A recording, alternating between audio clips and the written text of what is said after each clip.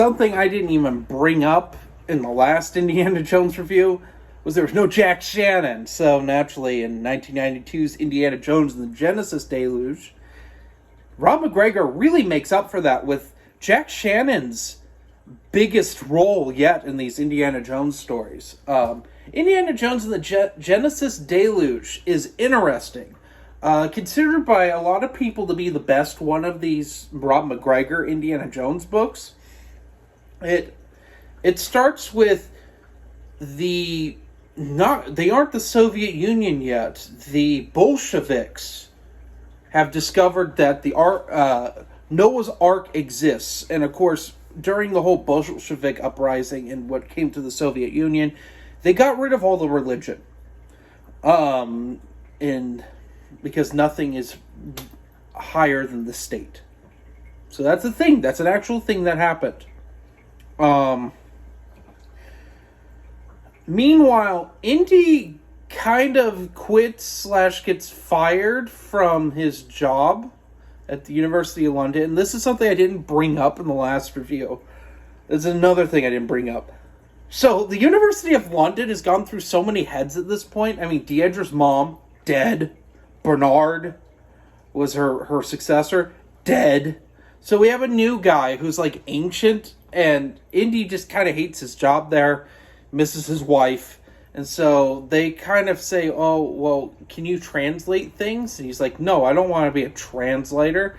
So they fire him / he quits. So he goes back to Chicago to try to get a job at his old university. They turn him down because of the Founding Fathers prank from Indiana Jones and the Peril at Delphi. Yeah, that's wild that is being brought back into these books.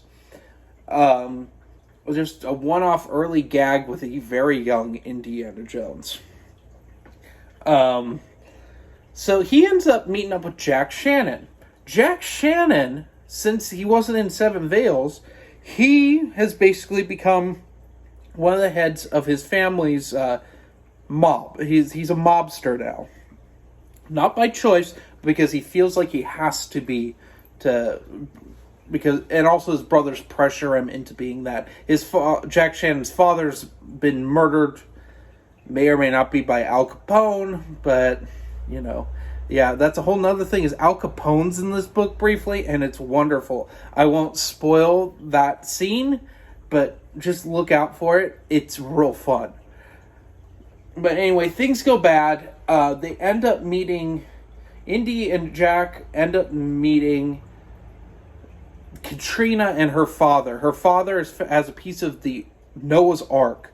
And apparently, Katrina, when she touches it, she gets visions. Which he thinks is the hand of God at work. So, they go to Turkey to go find Noah's Ark. And they're going to run into Bolshevik agents and a group of people who serve the old sultans that want to protect the Ark with their lives.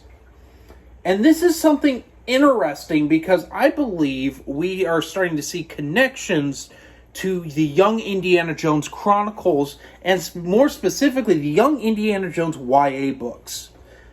Because it references a time when Indy and his father went to Turkey, which does happen in the YA Indiana Jones books. That is a thing that does happen. Where Indiana Jones ends up he gets lost. A little boy, Indy, about 9 years old, gets lost, ends up getting stuck in the harem with all the Sultan's concubines, and he has to disguise himself as a woman, which is a weird scene. Anyway, that's a thing. Also, something weird with this book. Apparently, an early version of this book, and I saw it on Wikipedia, and I can't verify it anywhere else, but apparently, in a first printing of this book, Indiana Jones says, F you and F your harem. What? Of course, you can imagine the expletive in there. But this is weird. Why was that in the book? So, I looked, I didn't see it in my copy. It could have been an early draft, and someone just mislabeled it, and like said it was a first printing thing. I don't know. It's wild. But we get a weird scene near the end, and you think, oh, it's going to be like the weird ending scenes in the previous 3 books. No, it kind of makes fun of those, which is fun. I'm kind of glad we're away from druids and did something else. We've been with the druids too long. So, Indiana Jones and the Genesis Deluge.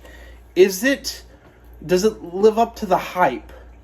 Yes, because there's a lot of, like, Indiana Jones tropes that have been set up in these books that are subverted. The love interest, not Indy's love interest. Or Indy's kind of into her, kind of not. Jack Shannon's really into her, and I'll let you figure out what happens in the end. But I was very happy with how it went. Especially because Indy's still grieving Deirdre's death. It's just different. It's a different book, and we needed it. You definitely need to check out Indiana Jones and the Genesis Deluge. I give this a 4.7 out of 5. It's almost like a perfect book. This might be the quintessential of these early indie books. Because the ending, although it's rushed, but all these books have rushed endings, there's a really cool maze sequence that's kind of creepy and wild. That's well worth your time. Anyway, have a good one.